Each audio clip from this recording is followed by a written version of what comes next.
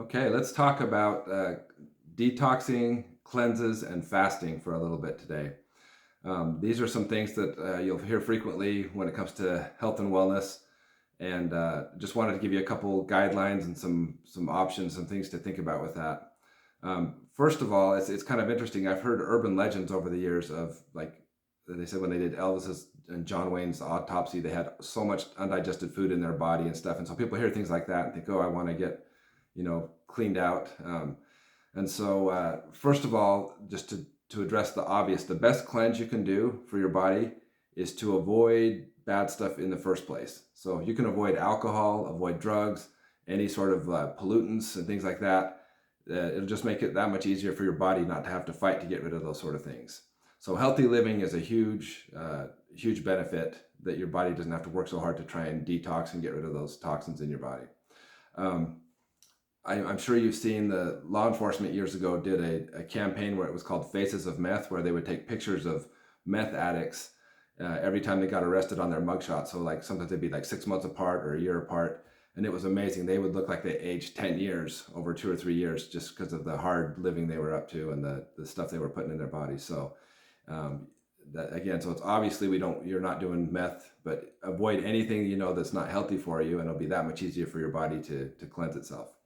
Some people use things like I've seen apple cider vinegar, or sometimes people will do uh, lemon juice with honey and cayenne pepper, something like that. And if that works for you, that's great. But I would just recommend avoiding any sort of long, prolonged, extended amounts of extreme type of foods like that.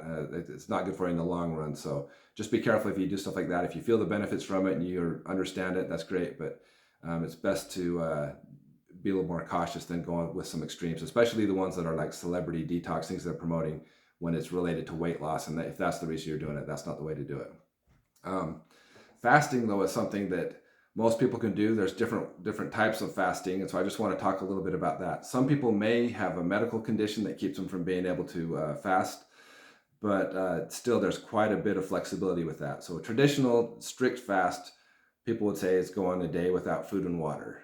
That can be hard for some people, and some people might choose to do a fast from solid food, but they're still going to stay hydrated and drink water during that time. Some people will do intermittent fasting, which means basically during their waking hours, they're just going to limit the time, the hours of the day that they're actually eating. So they might get up and eat a late breakfast and eat an early dinner. So they have just a few hours throughout the day when they're actually consuming food and when their digestive system is having to work. And then there's also a partial fast where someone might just take a particular food and choose to fast from that. So it could be things like I'm going to fast from sugar or fast from caffeine or fried foods. People can choose something like that. So there's a whole lot of options there when it comes to fasting. It doesn't always have to be a strict, 24 hours without food or water for people.